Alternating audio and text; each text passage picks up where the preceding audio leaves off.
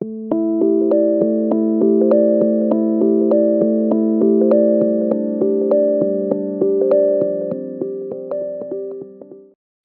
good evening, everybody.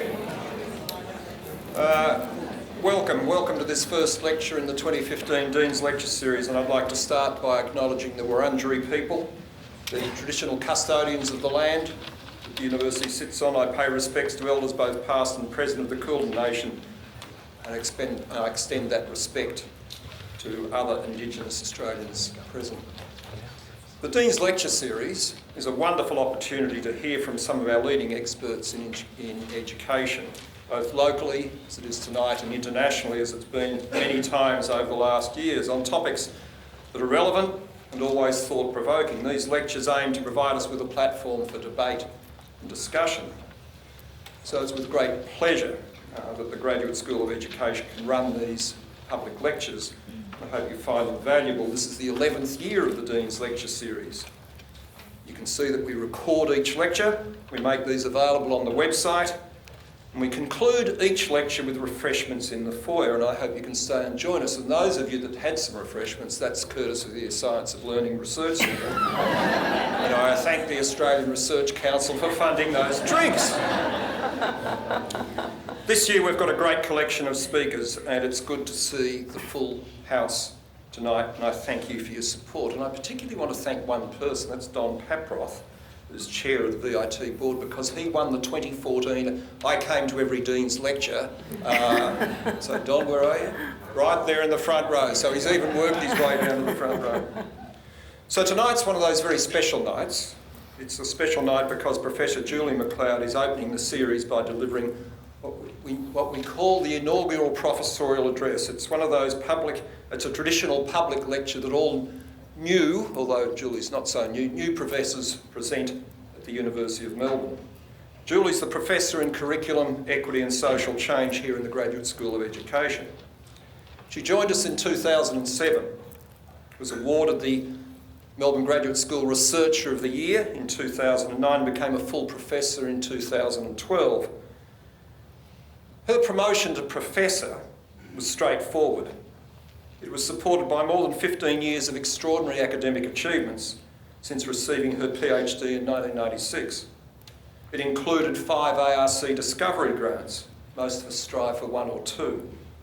Grants from the Canadian Social Science and Human Research Council, competitive tenders with the Commonwealth Department of Education, a number of monographs, edited books, 4 special journal issues, more than 40 referee publications, several chapters, and so it goes on. Julie now holds an Australian Research Council Fellowship, which she obtained in 2012 and go through till the end of next year. These are very difficult to get, and is another indicator of her prestige and esteem. She's also Deputy Director of the Melbourne Social Equity Institute. I need to say something about that because it was her vision and her tenacity that led to the creation of this institute. Julie began her career as a secondary school teacher and previously worked at Deakin in Women's Studies and Education. Her research in the history and sociology of education focuses on curriculum, youth, gender, inequality and social change. Julie's work is internationally recognised for its methodological innovation and notably in qualitative and longitudinal studies of young people and social change. So I'm delighted to welcome Julie to talk to us tonight on the subject of progressive education in Australia and why the history of education still matters. So I've asked Professor Lynn Yates at the conclusion of Julie's talk to thank Julie at the conclusion. But I'd like to note also that Lynn Yates was one of those people that gave a Dean's Lecture in the first year of the Dean's Lecture Series in 2005. So there's some sort of symmetry there, and I'm pleased about that. So will you please welcome Julie to the front.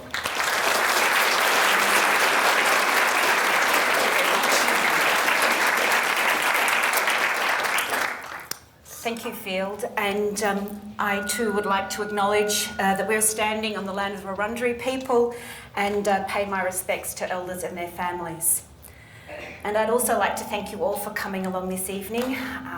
It's lots of other things we could be doing, I'm sure, and it's really special occasion for me to see so many friends and family members and colleagues here, so thank you all very much for your interest and support. In this lecture, I'm going to consider the place, purpose, and status of historical inquiry in education. And in reflecting on these big issues in relation to my ongoing work in the history of progressive education in Australia. I understand education to be a field of practice, research, and policy making, as a process and a set of relations that engages families and communities and shapes socially differentiated experiences and outcomes. But education is, of course, also an experience, one that has a powerful influence on identities, on who we are and who we can become. Educational institutions mediate the types of knowledge, ethics, and orientations that are socially valued in particular times and places, and that is why education matters. I'm also making a case tonight for the importance of history of education within the field of educational research and within the teacher education curriculum. For history of education, that is, as part of the project of teacher formation. Historical perspectives and a critical sense of what shapes the distinctiveness of the present are, I argue, crucial. Crucial for fully grasping and engaging with the larger purposes, as well as the day-to-day aims of education, for navigating shifting norms and ideals, and for working out the constraints and possibilities of education. This historical shaping matters to all stakeholders, not just to researchers, but to families, to communities, teachers, and policymakers. So my contention is not just that history is a good thing, but that history of education particularly matters now in our specific circumstances. In educational discussions, history takes on many roles. It can refer to history curriculum in the schools, history methods in teacher education courses, and of course to history as research in education. Now, the teaching of history in schools has recently been, over the last decade or so, the focus of much critical and public attention. Numerous reviews, lots of polarised public debate. Now, whatever one thinks of that, and the various perspectives and players in the mix, in combination, they've undeniably given renewed visibility to the importance of history in the school curriculum and have shown that these are matters worth fighting about. But what of the history of education and schooling?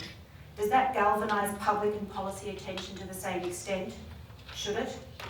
What role does and could historical understanding play in the preparation of teachers and in policy making? Across the last couple of decades, concerns have been repeatedly expressed about the declining presence of history of education in universities, in departments of either education or history. Earlier this year, the president of the American History of Education Society lamented the difficulties facing historians of education at a time when it has virtually disappeared from the pre-service program. So I would say that in the last decade or so, when history of education is talked about outside historians of education, but just in general educational discussions, it's often thought of as interesting, even possibly important, but not as immediately relevant or useful as some of the other subjects competing for a place in the teacher education program where there is already a crowded curriculum of more or less mandated topics. From another angle, history of education is often looked down upon by real historians as a poor, somewhat applied rather than poor cousin. In his presidential lecture to the Royal Historical Society, British historian Peter Mandler recalled the surprised responses and disparaging comments from his history colleagues at Cambridge when he told them of his decision to take the history of education as the topic for his lecture series. These responses betrayed, Mandler observed, a widespread sense in our discipline that the history of education is a dull or marginal or dead-end subject. I'm going to return to Mandler's comments at the end of my presentation, and particularly his last claim about the place of education in the 20th and 21st centuries. Now, although there are some vibrant history of education programs in other parts of the world, in Europe, Latin America, and in the US, for example, in Australia, few dedicated institutional appointments remain. It is uncommon to see it as a standalone subject or elective in pre-service teacher education or in postgraduate coursework. This contrasts to earlier periods when history of education, along with the other so-called foundations of philosophy, psychology, and more recently sociology of education, were a familiar part of the teacher education curriculum. The type of history of education being taught is, of course, also important.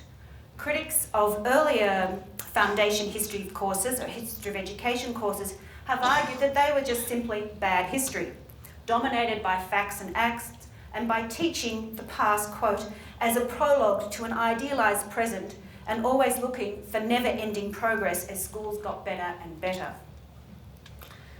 Looking at handbooks and student workbooks from the Melbourne Teachers College, for example, and I'd like to thank Nicole Davis for finding me these things, gives an indication of the place and type of history of education studied in different eras. In the 1930s, May Carter, studying at the Teachers College, studied history of education alongside learning the rural method, how to teach in rural schools, and how best to teach hygiene. Her history course covered primitive education, by which we meant Egypt, Greek and Roman education, through to the growth of national education systems in Europe, but with seemingly no mention of the history of education in Australia. By 1975, the same set of handbooks described courses in comparative history, developments in educational thought and practice, and a number of social science subjects which had historical elements. Now, the institutional and curricular presence of history of education today is much less prominent. This is not to say that, though, there is no historical research underway. We have a strong, if small, professional association, ANZS, Australia New Zealand History of Education Society, which is home to a large amount of expertise and burgeoning, I'd say, reigniting of interest in historical research within the National Association, Australian Association for Educational Research and Education. There are signs then of some modest renewal underway, evident too in some recent fabulous publications such as the History of Australian Schooling and this wonderful online dictionary, which I recommend to you all, and a number of more graduate and early career researchers pursuing projects in this area, which is really fabulous to see. So, I'm not suggesting, however, that all students of education should become historians of education, but I am making a case for thinking more historically in and about the educational present, for cultivating an historical sensibility, and for recognising that history is not simply a past we have left behind, something that's merely curious, but not as modern or forward or progressive or useful as the things we find in the present.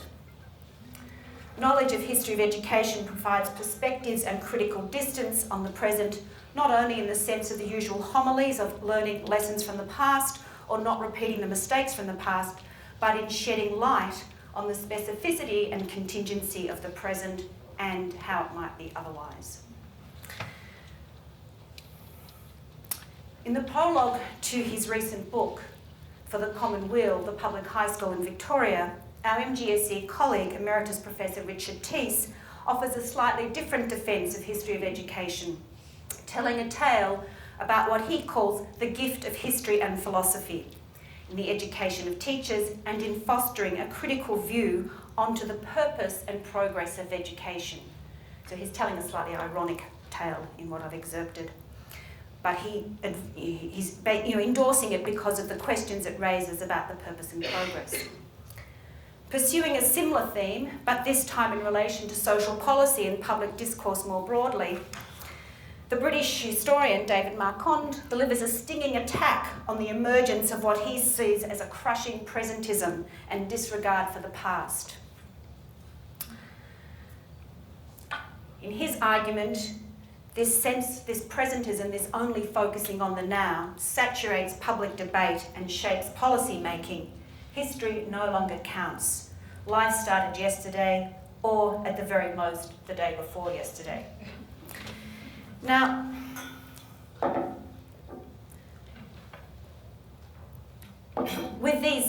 background about the place of history in education and in broader social imaginaries, I now turn to consider traditions of progressive education in Australia and their influence, focusing on their understandings of the purposes of education and the role of schooling in shaping the formation of ideal students and future citizens.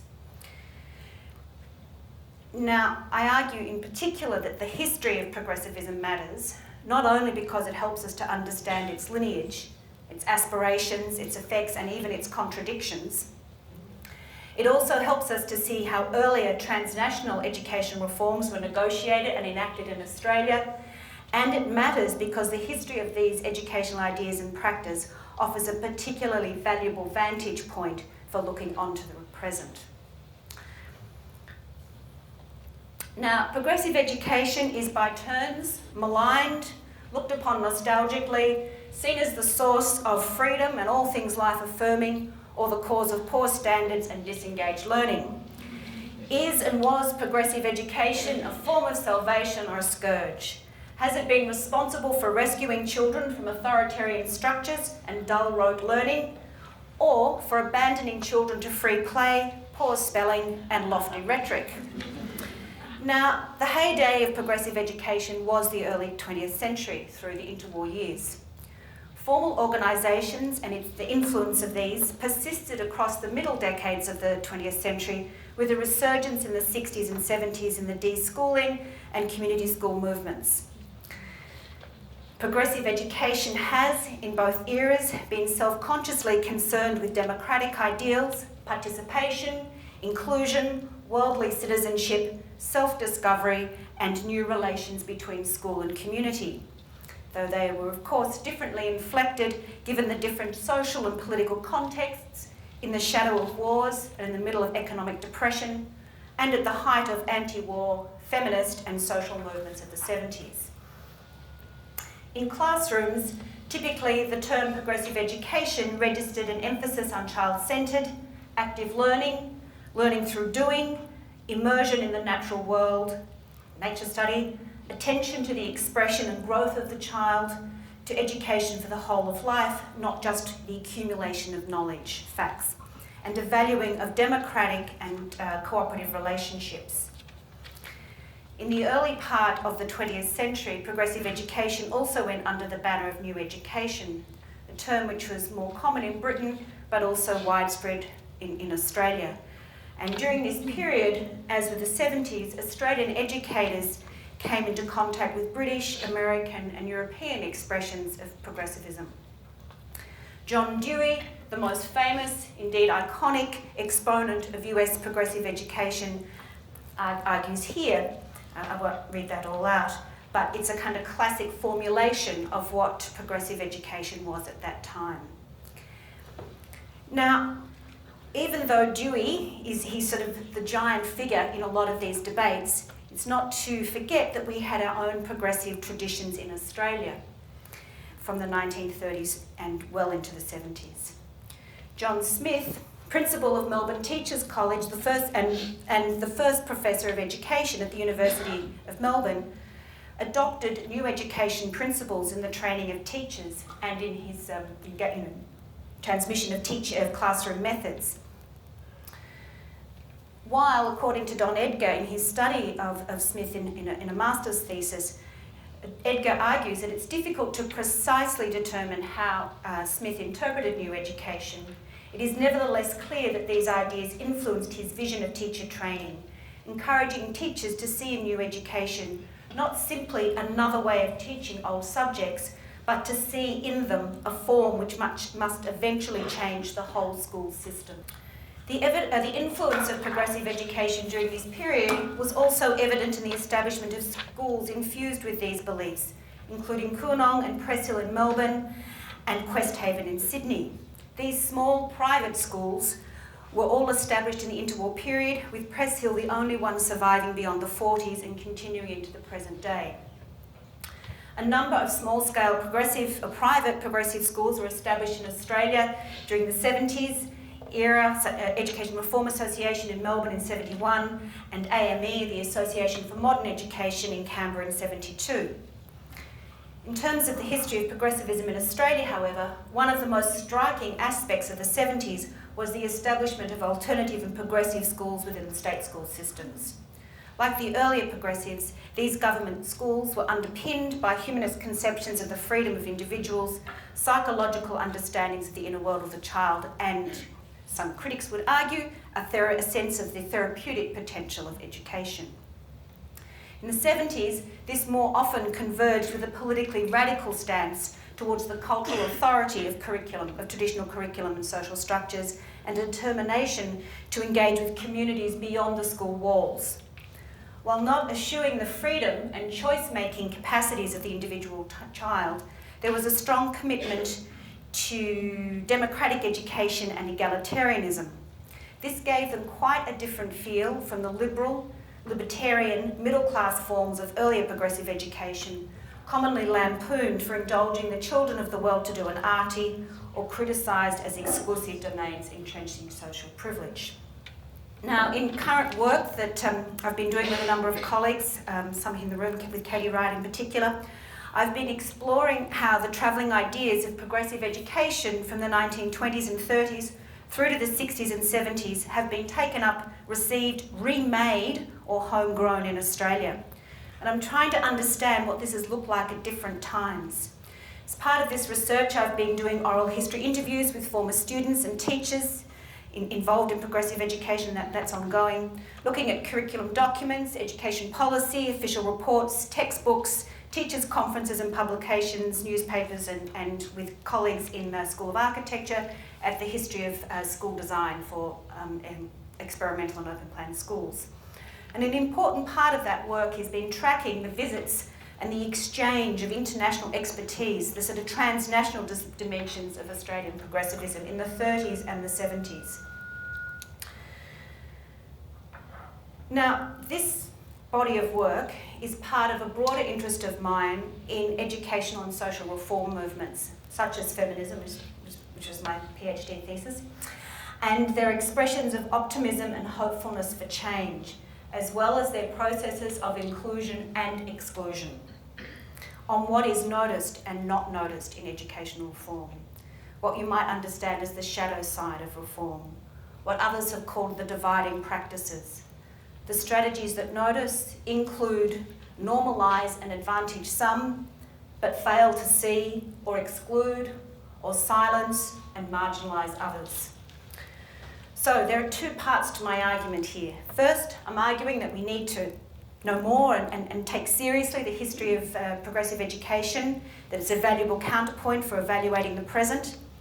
But second, I'm also arguing that we need to build a critical account of progressive education and not only rely on familiar, romanticised or caricatured visions. It is important to understand then the types of students, pedagogies and social relations that progressivism most valued, what it noticed most, but what it also excluded from view and what it did not recognise. And I draw out here in the remaining part of my presentation the type of child or student imagined and anticipated by progressive education, the rational, worldly or cosmopolitan, independently minded pupil of the 30s and the self-starting, socially critical, self-discovering student of the 70s. Now, it's a bit of a challenge here because many here tonight will be very familiar with the 70s alternative and community school movement. Great. Love to be corrected after the lecture, okay? Thank you. And the It's Time mood for change. Witnessing the establishment of open plan classrooms, calls for student choice, no uniforms, smoking at school, self-directed learning, negotiated curriculum, and the happy tolerance of permissive attitudes expressed in publications such as the Little Red School Book.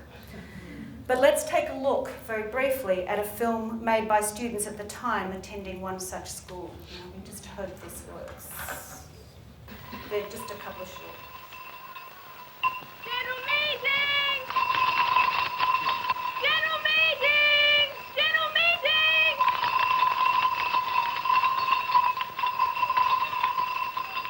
meeting!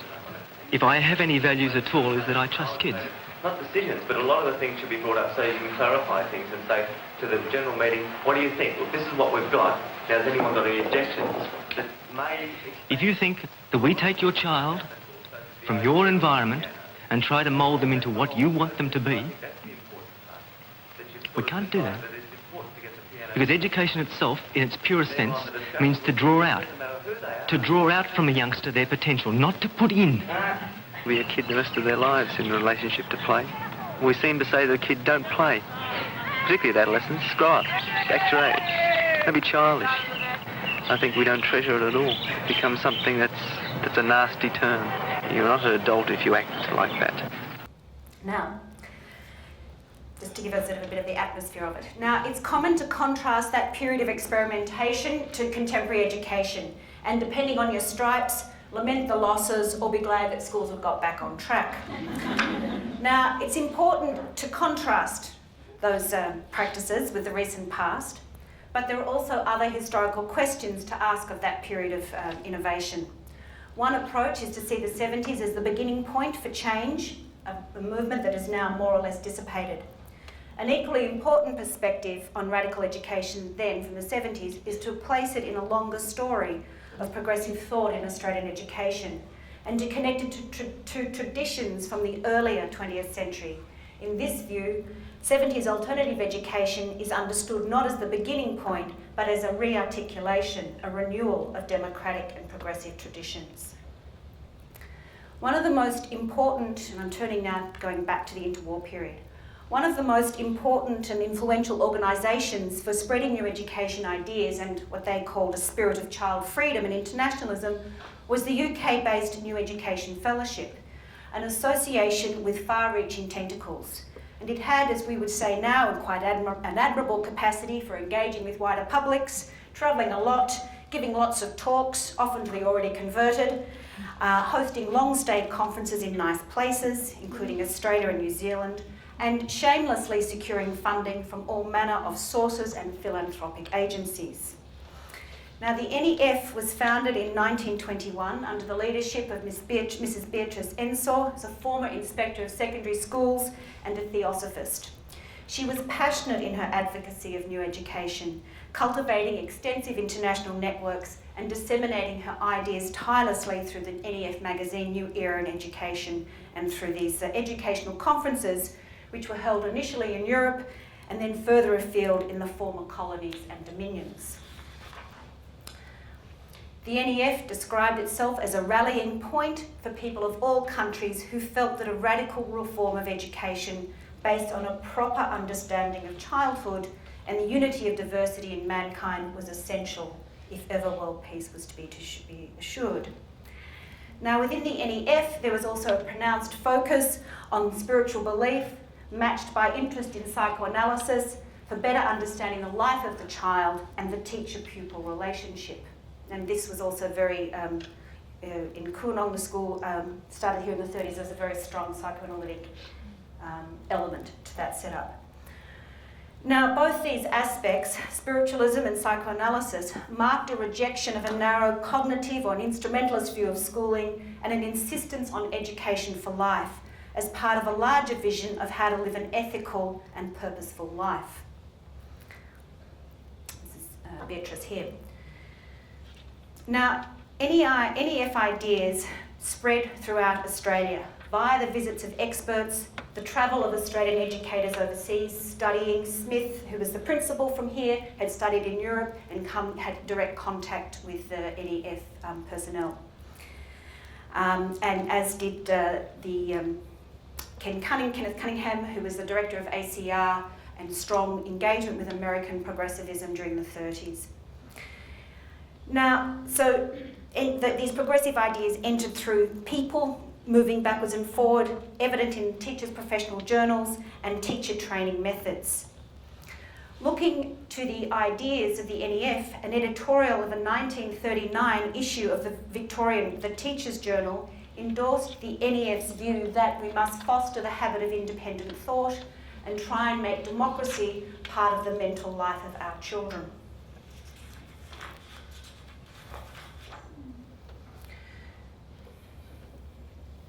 and then they're just as being just completely excerpted from the NEF's bulletin and again disseminated through the Teacher's Journal. So in all of this, we see this fostering of a cosmopolitan outlook that embraced fraternal tolerance, love of peace, and rationality. One of the high points of Australian progressivism was the 1937 Travelling Conference of the New Educational Fellowship, Education for Complete Living, the Challenge of Today. Now, this was an extraordinarily successful conference. It was here for about 6 weeks. It travelled around the states. Across that time, there were about 9,000 participants, teachers, educators, bureaucrats coming along and debating with a big range of guest speakers and experts. Speakers came, a number of US experts, particularly from Teachers College, Columbia, but also new education advocates from Switzerland, Austria, South Africa, Japan, New Zealand, England, Canada, Denmark, and Finland.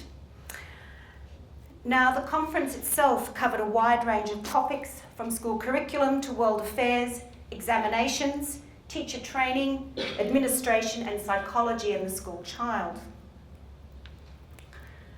Now, while most of the papers bore the influence of progressive and internationalist ideals and child-centred learning, a smaller number showed the growing influence of mental testing and psychologically based classification of students, with presentations on individual and group differences and special learning and educational needs. This reflected a sort of an ongoing tension between recognition of difference and aspirations for equality under the sign of the universal child.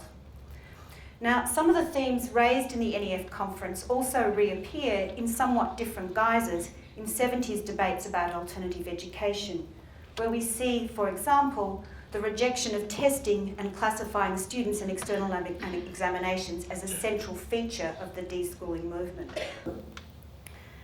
In Australia, as elsewhere, the 60s was a time when new educational ideas were gaining ground about the child, pedagogy, and the role of schools as places to foster self-discovery. The language was of deinstitutionalisation, deschooling, social transformation. By the early 70s, as most people will know here, a small but significant and influential number of government schools with alternative forms of curriculum, school design, and organisational structures were established in Victoria, opening up new ways of thinking about what it meant to be a student and what it meant to be a teacher. Another important element of these new schools was a way of trying to remake relations between the school and the community. So in comparison to the earlier progressives who kind of created an idyllic refuge away from the rest of the world, these schools in the 70s were much more directly engaging with the world around them, the community in the school and the school in the community. Openness was the catch cry of the day, but it was always about more than a type of classroom space. It was a gesture to open-mindedness, to freeing the mind of old habits and ways of being a student or a teacher, and it was a metaphor for more open and egalitarian social relations to be realised in these new school spaces. Now, transnational debates and exchanges were central to this period of reform, as they were to the earlier waves. And the visits of Australia to Australia in the early 70s of leading figures and the wide dissemination of their texts and ideas was circulating a lot. Australian activists and educators were, however, not simply in the thrall of international experts, and there was a lot of local and very exciting writing and publications going on at that time, such as the Open Book produced in Melbourne by Bill and Lorna Hannon, and a steady stream of writing and debate among the teacher unions, the professional associations, and within the Department of Education itself. Now, to pull together, I think we might see that there were three contested issues at the time that were important for understanding this upswell of interest in alternative schools. One is the authority and impact of external examinations. Second is the hierarchical and perceived anti-democratic culture and practices of schools. And three is the design and physical setup of standard issue secondary schools and a strong interest among teachers and bureaucrats in designing more child-friendly, open plan environments, or sort of having school based in community halls. So, on the one hand, radical and socially critical schools challenged normative identities, encouraged an overhaul of existing ideas. On the other, they had their own ideal students that they anticipated coming into their classroom and imagining how they would best learn and be happy and socially engaged, to become freer, self-knowing, critical and responsible students. Such students were variously characterised in the literature at the time as choice-making and self-starting, quote, actively inquiring, flexible and tolerant, their capacities and creativity having been held back by the factory-like drudgery of regular schooling. The ideal student then was reflexive, opinionated, obliged to participate and to manage their own learning and to know their own mind. Now, so far I have been talking about traditions of progressive education, noting some of the differences and continuities in those different ways and giving a sense of how these international ideas were embraced in Australia. Sorry, I just meant to put that one up then. That we need to look critically at progressivism to identify tensions and paradoxes and to see what it in fact excluded from view, what students it did not notice and what sort of ideal students it valorised. Now, to give an example of this, I return briefly to the internationalism of progressive education in the 30s. A year before the 1937 Australian Fellowship of Education Conference, another progressively minded international education conference was held in Hawaii. The 1936 Conference on Education in Pacific Countries, also referred to as Education of Native Peoples in Pacific Countries, brought together educational experts, bureaucrats, university academics and anthropologists from around the world. Their aims were to deliberate and find practical directions for what they saw as a politically progressive agenda. That is, to discuss how best to educate native peoples in that region. Conference reports reveal what we can see as the colliding discourses of internationalism and colonialism in education at that time. They reveal competing understandings of cultural differentiation and how the extent to which young people could be educated, their educability. And importantly, for us, they reveal the construction of hierarchies of educability and deficit conceptions of, in our case, the case of Australia, Aboriginal potential. Now, contrasting the aims and discussions of this 1936 conference with the concerns of the 1937 NEF conference also brings to light some of the silences and exclusion in new education and progressive discourse. What I would want to argue are some of those dividing practices of progressive education's inclusive face. Both conferences were progressive at the time. Both were residential conferences with travelling experts hunkering down to solve educational problems. Both were supported rather generously by Carnegie Corporation money. Both addressed related questions about how to educate young people and what type of education was possible and desirable. Yet, as far as I've been able to tell, tried to do quite a bit of research background on both of these, there was no crossover between these two sets of discussions. And this juxtaposition reveals some of the tensions in progressive ideals. Organisations such as the NEF travelled to the former colonies and dominions and endorsed a cheerful internationalism, but failed to notice the colonialism which kept some students beyond their gaze, constituted as other to their idealised cosmopolitan norm. The idealised student was free-thinking, world-minded, rational, autonomous and white. Aboriginal children, by contrast, were represented as capable of only rote learning, anathema for progressives, of being stuck in place, tied to local communities by kin relations, not autonomous, being parochial, not international, passive, not active learners, the very antithesis of the progressive dream. Progressive education's call for world-mindedness and clear-mindedness produced the young person embedded in family and local relations as problematic, as the other to the ideal student.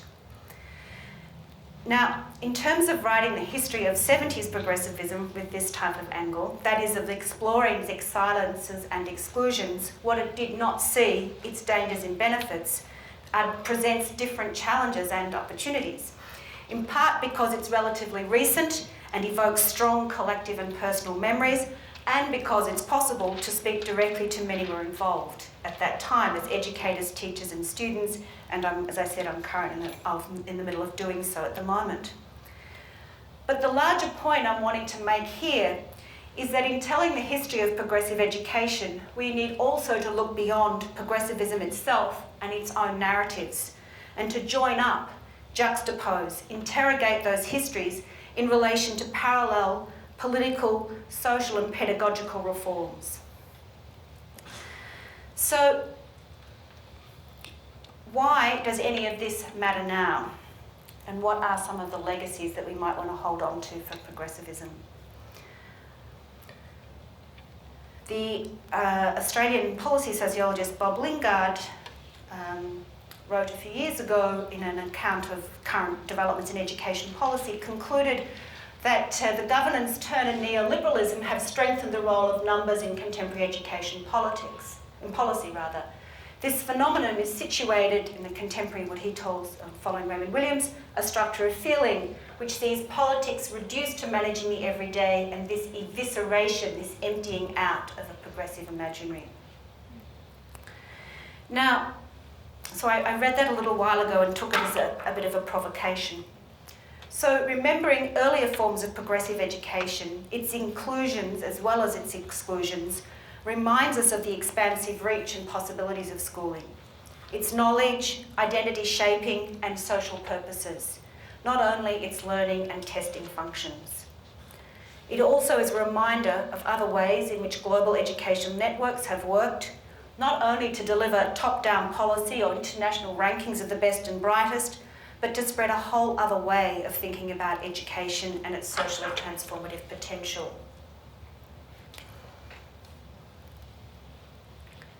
And, as I've been saying, it helps us to look at the present differently, to make it strange, to see it not as inevitable, not as the best possible way forward, but as one way of enacting education and to be reminded of others.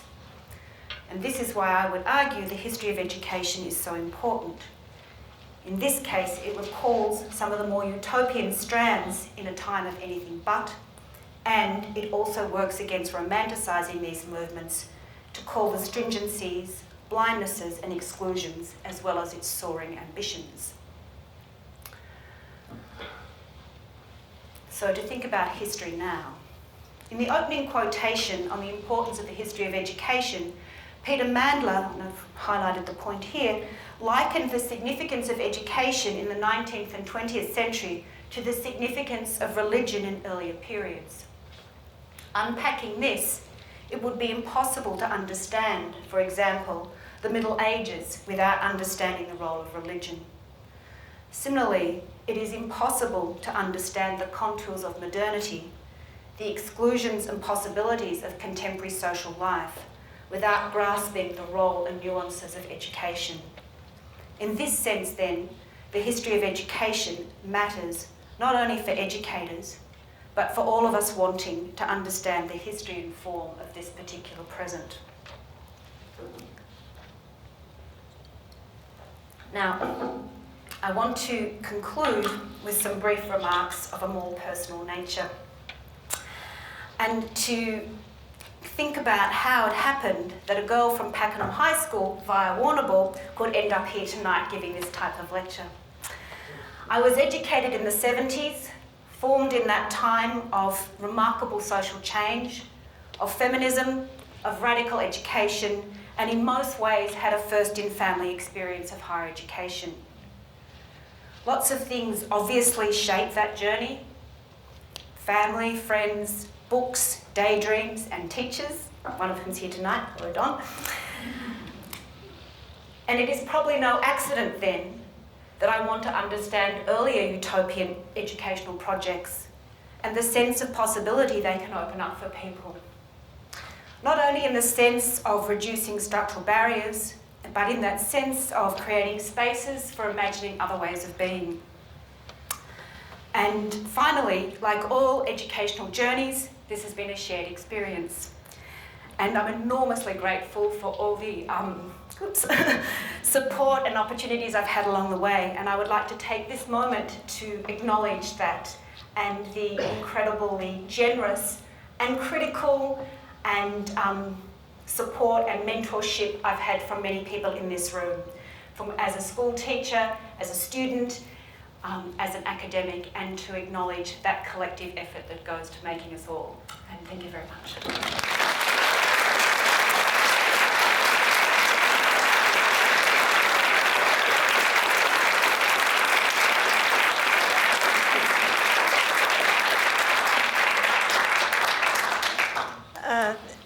It's a great pleasure for me to have been asked to propose the vote of thanks to Julie tonight. I've been a friend and a co-researcher of Julie's for many years and done some of the most enjoyable and important research I think I've done in conjunction with Julie. So it was a great pleasure to me when Julie came to the graduate school here at Melbourne, because I knew what she would bring was both the high quality of her scholarly work and her research, but also her energy and her warmth and her connections. And we've really seen that outside of tonight's lecture, the amount of mentoring and support that Julie gives to students and younger people in the faculty, her contributions to seminars, her incredible networks throughout the world, so that we frequently have visitors, important thinkers from elsewhere in the world, hosting good conferences, and so on. And of course, the work that Julie has done connecting the Graduate School of Education to other parts of the university in building the Social Equity Research Institute, and also the e-scholarship centre and digital archiving, which is such an important thing going forward.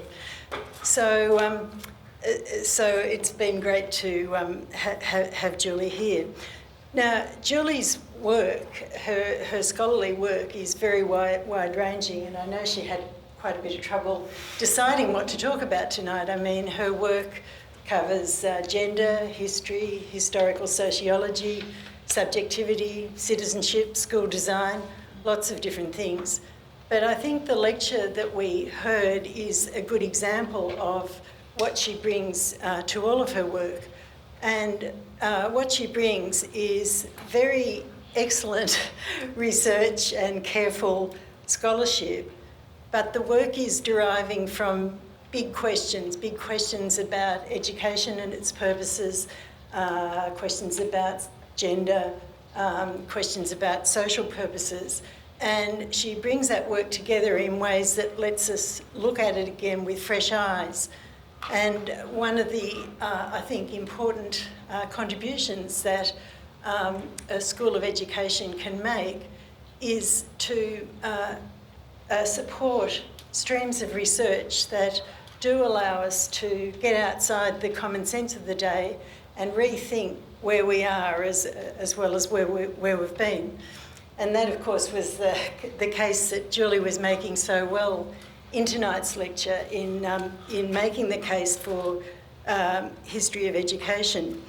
The things that she was talking about, you can see, is about the fact that school is not just an institution that produces VCE scores.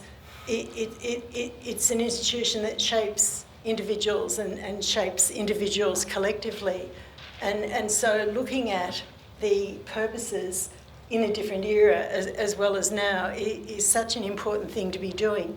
And of course, historical work, I think, has the value of being very concrete and visceral and able to talk to people who aren't necessarily scholars of education.